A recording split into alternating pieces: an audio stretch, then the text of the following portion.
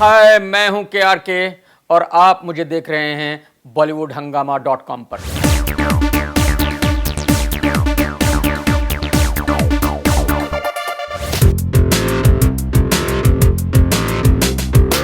जैसे अभी आपने कहा कि तनु वेड्स मनु रिटर्न्स को आपने अपने तरीके से, कि जैसे आपके फैमिली में किस तरीके से आपने नोटिस किया, आपने गरीबी क्या होती है आपने देखी हुई है, आप हर तरीके से आप वाकफियत आपकी है ना। अभी जैसे अगर फिल्म आती है मांझी अगर आती है तो वो एक जिसको कहते हैं कि एक अच्छी बनाई हुई फिल्म है और उसमें एक अच्छा मैसेज है एक ऐसे आदमी के बारे में जो कि 22 साल में इसने पहाड़ तोड़ा।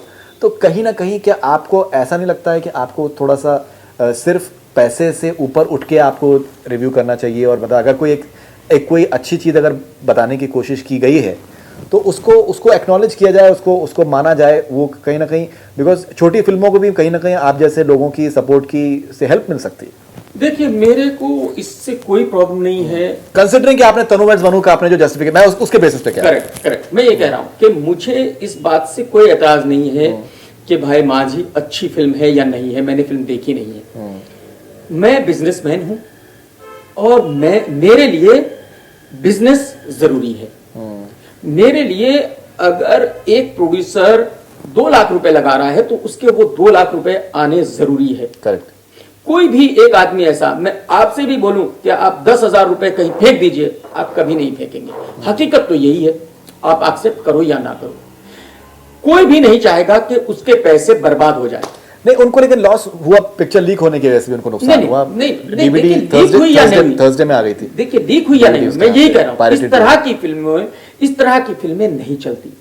हमारी जो पब्लिक है आज, वो इस तरह की फिल्में देखने नहीं जाती। उसका रीजन एक नहीं है, उसका सबसे बड़ा रीजन है टिकट प्राइस। आज वो 400-500 रुपए देकर इतनी छोटी फिल्म देखने मल्टीप्लेक्स में नहीं जाएंगे। दूसरा रीजन है, मल्टीप्लेक्स को भी पता है कि पब्लिक नहीं आएगी, वो उसको प्रॉपर रिलीज नहीं देते। मांझी कैसे रिलीज हुई कि यहां पे एक थिएटर में सुबह 12 बजे का शो है, दूसरे थिएटर में शाम का 3 बजे का शो है, कहीं 1 शो कहीं 2 शो। तो ऐसी फिल्म फिर लोग क्या देखने जाएंगे? बिल्कुल। तो सवाल यह है, उस फिल्म का लाइफ टाइम बिजनेस जो है, जो शेयर, मैं प्रोड्यूसर शेयर की बात कर रहा हूं, तकरीबन 3 करोड़ रुपए आएगा, जबकि उसका मिनिमम खर्चा, मिनिमम की मैं बात कर रहा हूं 10 करोड़ है। तो जो 6-7 करोड़ रुपए गटर में गए, उसका जिम्मेदार कौन है? मैं तो भाई 6-7 करोड़ रुपए नहीं फेंक सकता कहीं, मैं तो इतना बड़ा आदमी नहीं हूं।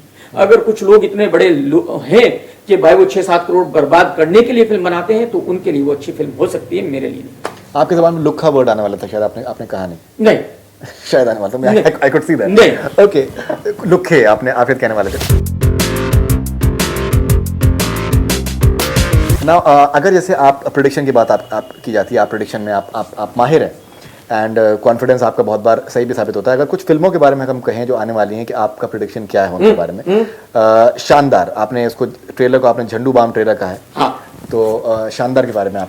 अब देखिए, पब्लिक जो है, बहुत सारी पब्लिक जो मैं कहता हूं उसको समझ नहीं पाती। पहले आपको समझ लीजिए जी। शायद फिल्म वाले समझते हैं, बाकी लोग नहीं समझ पाते। शानदार आपके लिए क्या है, मैं सिर्फ आपसे पूछना चाहता हूं। अगर शानदार कितने का बिजनेस करे और आपके लिए वो हिट है, पहले आप मुझे बताइए कितने का बिजनेस करे तकरीबन आपका, क्योंकि आप फिल्म से नहीं हो, ट्रेड से नहीं हो, आप उसको ज्यादा फॉलो नहीं करते हो, आप हो उसी फील्ड से, बट उसको आप, तो आपकी नजर में अगर शानदार कितने का बिजनेस करे और आपको लगे कि यार ये फिल्म चल पड़ी?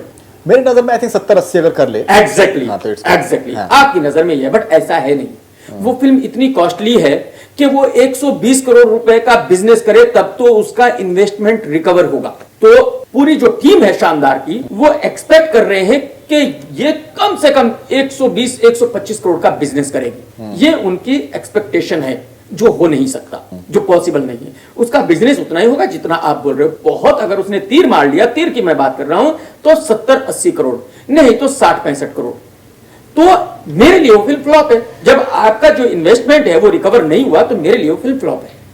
अच्छा जी। तो आपने ट्रेलर, आपने झंडू बाम का, झंडू बाम ट्रेलर है, बहुत से लोगों को पसंद, क्योंकि वो झंडू बाम ही ट्रेलर है। कहीं ना कहीं ये कहा जा रहा है कि आप करण जौहर से आपको नहीं पर्सनल रंजिश हो गई? बिल्कुल नहीं उस वजह से। देखिए, एक फिल्म आई थी उनकी बीच में, हेम्प्टी शर्मा की दुल्हनिया, करेक्ट, उसका रिव्यू मेरा देख लीजिए आप। मैंने कितना बेहतरीन रिव्यू दिया था उसका, और जो मैंने बिजनेस बोला था 100% वही बिजनेस किया था उस फिल्म ने, 75 करोड़। उससे पहली फिल्मों का मैंने उनका जो करण जौहर की फिल्म थी उनका अच्छा रिव्यू नहीं दिया, उसके बाद भी नहीं दिया क्योंकि फिल्में अच्छी नहीं है। ये बात ही नहीं है, मैं ये कह रहा हूं वो फिल्म की बेसिक्स रॉन्ग है। वो डायरेक्टर है क्वीन का डायरेक्टर, क्वीन एक तुक्का लग गया। वो एक कहावत है हमारे गांव में कि बिटौड़े में तीर लग गया, तो उसको लगता है कि उससे बड़ा डायरेक्टर हिंदुस्तान में कोई है नहीं। ये सबसे बड़ी उस फिल्म की प्रॉब्लम है। अच्छा, तो मुझे पता है कि वो बहुत बड़ा चुतियापा करने वाला है। करेक्ट। मैं आपको एग्जांपल देता हूं, ऐसा ही ओ माय गॉड बहुत बड़ी हिट फिल्म थी, उनकी ऑल इज वेल आई है क्योंकि उनको लगा कि अब मुझसे बड़ा डायरेक्टर नहीं रहा। तो भाई एक फिल्म की स्क्रिप्ट कहानी अच्छा होना बहुत जरूरी है, तभी उसको कोई भी डायरेक्टर एक अच्छी फिल्म बना सकता है। क्या बात है। दिल वाले, शाहरुख खान, रोहित शेट्टी, हाँ, काजल, हाँ, वरुण धवन, हाँ, कृति सेनन, हाँ। दिल वाले प्रोडिक्शन। भाई दिल वाले प्रेडिक्शन देखिए, यह है कि कम से कम 200 करोड़ तो करेगी ही। 200 करोड़ के ऊपर कितना कर ले उतना अच्छा है। देखिए सबसे मेन रीजन आप समझिए, शाहरुख खान की फिल्म में किसी में भी नुकसान नहीं होता।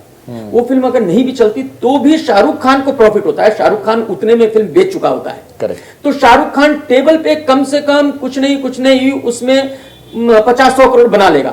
फिल्म कितनी चलेगी वो बात की बात है। बट मुझे लगता है क्योंकि ये टीम इतनी बड़ी है कि 200 करोड़ के नीचे वो फिल्म बिजनेस कर ही नहीं सकती, और जिन लोगों ने भी फिल्म खरीदी है वो किसी ना किसी तरह निकल जाएंगे।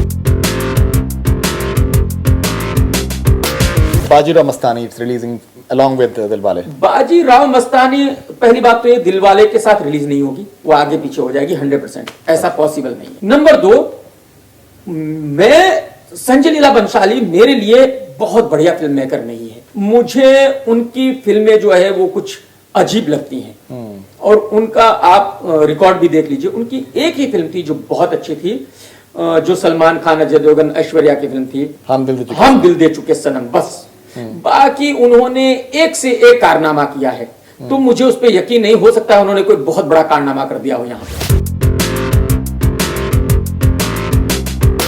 प्रेम रतन धन पायो। प्रेम रतन धन पायो सलमान खान की फिल्म है, तो फिर वही 200 करोड़ का बिजनेस होना है। बट फिल्म की कॉस्ट बहुत ज्यादा है, और जो एग्जीबिटर्स हैं उनकी मैं बात बता रहा हूं, जो डिस्ट्रीब्यूटर्स हैं उनकी मैं बात बता रहा हूं। उनके दिमाग में यह बैठ गया है कि फॉक्स जो है वो पनौती कंपनी है।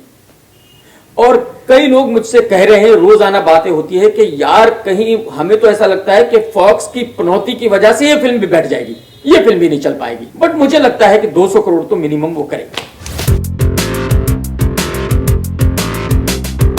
Welcome back. वेलकम बैक भाई जी। फ्लॉप ही होनी है, फ्लॉप क्या वॉश आउट होनी है। मुश्किल से मेरे ख्याल में 60, 65, 70, बहुत ज्यादा कर लिया 70 बस।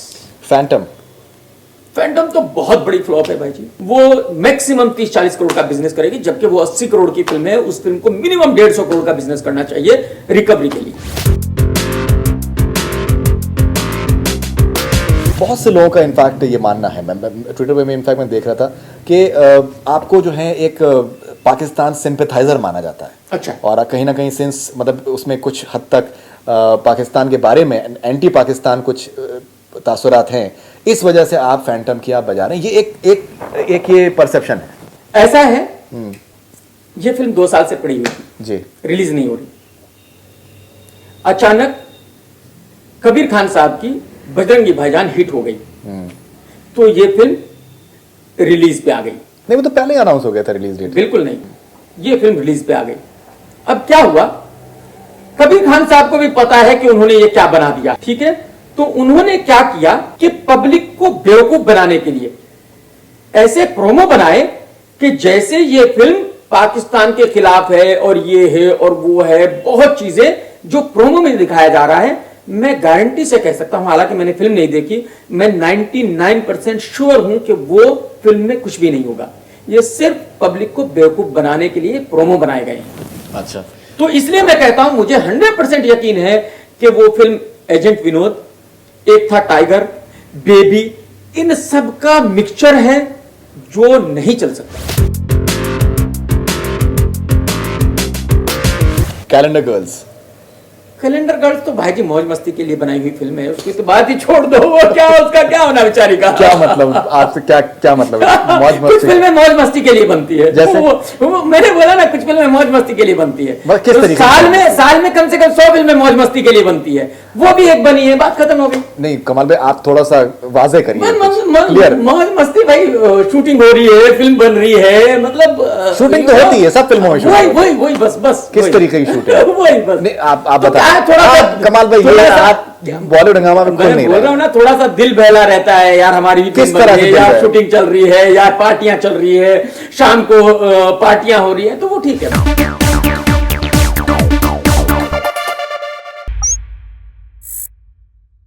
Hi, this is Faridoon Shahryar. For the most interesting celebrity interviews, do subscribe to Bollywood Hangama. Keep on watching.